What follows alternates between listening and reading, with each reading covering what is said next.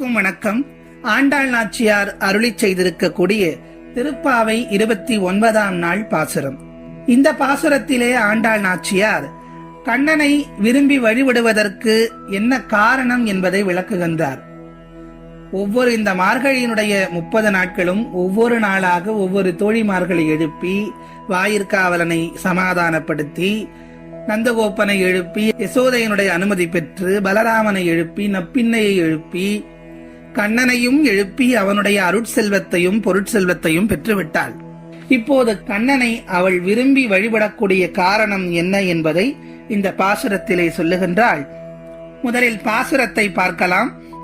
சிற்றஞ்சிறுகாலே வந்துன்னை சேவித்து உன் பொற்றாமரை அடியே போற்றும் பொருள் கேளாய். மெற்றம் மேய்த்து உண்ணும் குலத்தில் பிறந்து நீ குற்றவேல் எங்களை கொள்ளாமற் போகாது. இற்றை பறை கொள்வான் அன்று கான் கோவிந்தா. எற்றைக்கும் ஏழேழ் பிறவிக்கும் உன் தன்னோடு உற்றோமே யாவோம் உனக்கே நாம் ஆட்செய்வோம்.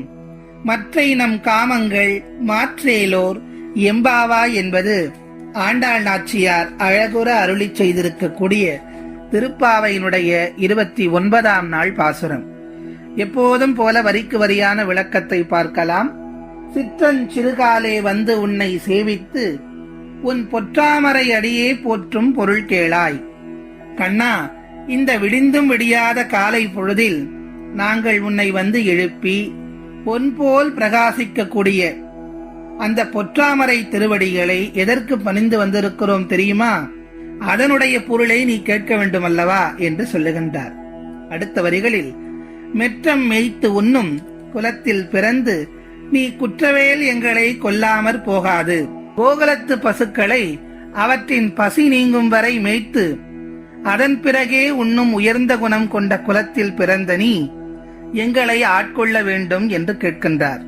அடுத்ததாக, நாங்கள் உன் திருவடியிலிருந்து சதா சர்வகாலமும் உன்னை பூஜித்துக் கொண்டு இருக்க வேண்டும். இன்று மட்டும் நீ எங்களுக்கு அருள் செய்ய வேண்டும் என்பதற்காக நாங்கள் மார்கழி நீராடி இந்த பாவை நோன்பில் உன்னை வழிபடவில்லை.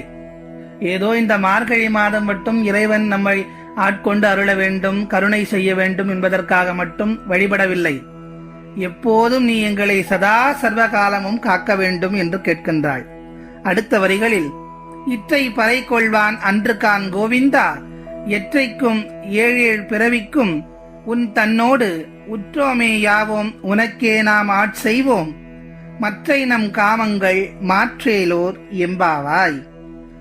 என்றென்றும் ஏழேழு பிறவிகளிலும் என்று கேட்கின்றாள். இப்போது ஆண்டாள் நாச்சியார் இந்த பிறவியில் மட்டுமல்லாது, உன்னை நாங்கள் சரணாகதி அடைந்து விட்டோம், ஆகவே எங்களுக்கு பிறப்பு என்ற ஒன்று இல்லை. அப்படி ஏதேனும் பிறவி இருந்தால் நாங்கள் பிறக்கக்கூடிய ஏழேழு பிறவிக்கும், ஏழேழு பிறவி இல்லை, எழுக்கூடிய பிறவி என்று பொருள்.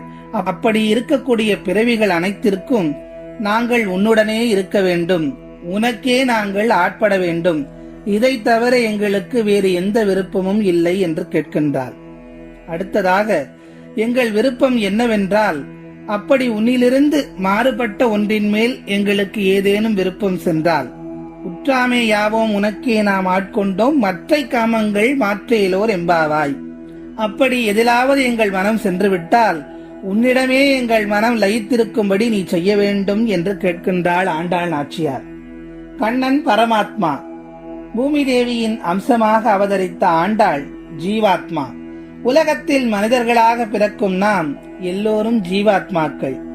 நம்மை நம்முடைய புண்ணிய காரியங்களால் ஆட்கொண்டு நமக்கு மீண்டும் பிறவாத வரம் அருளி நம்மை தன்னுடனே சேர்த்துக் கொள்ளும் இறைவன்தான் பரமாத்மா என்பதை இந்த பாடலின் உட்கருத்தாக சொல்ல வருகின்றார் ஆண்டாள் நாச்சியார்.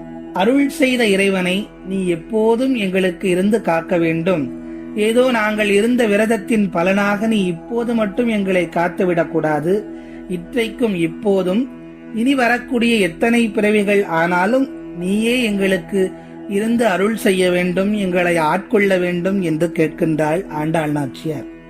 ஆண்டாள் நாச்சியாரை போன்று நாமும் இறைவனுடைய திருவடியை எப்போதும், இப்போது மட்டுமல்ல இனி எத்தனை பிறவிகள் எடுத்தாலும் இறைவனையே சரணாகதி அடைய வேண்டும் என்பதை விருப்பமாக நாமும் அவனிடம் கேட்போம், வேண்டுவோம், பிரார்த்திப்போம்.